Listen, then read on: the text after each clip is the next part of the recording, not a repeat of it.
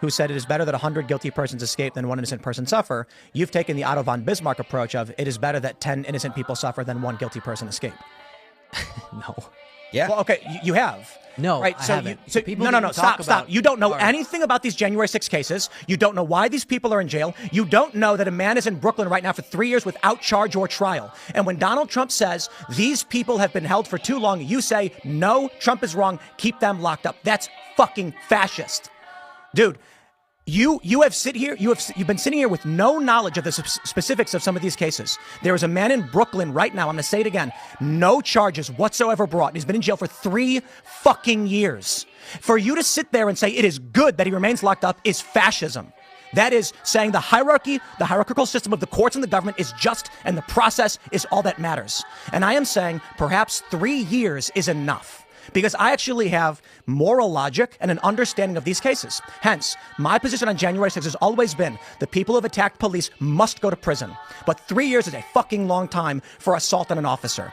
We have seen people on the far left, notably when they were firebombing shit all across Minnesota, 33 people murdered. And how many criminal charges did we get for this? When they firebombed a police station and forced the police to evacuate. On May 29th, 2020, when thousands of far leftists firebombed the White House grounds and set fire to St. John's Church and injured 100 police officers, how many fucking people went to prison for 3 years? How many of them who never showed up on that day are in prison for 20 years? Enrique Tarrio wasn't even in D.C. on January 6th. And you are saying that man who his only crime was, quote, don't leave. That's his only crime. You think he should be in prison for 20 years because you're a fascist. You don't care what the facts are. You don't care if this is unjust. You only care that the machine state has decreed you are now to be locked up. And this is the problem I have with the left. They don't know the facts. They don't care about the facts. They view morality as a blanket government stroke of the pen. And every person, regardless of their crime, should be in prison for decades. I reject it outright.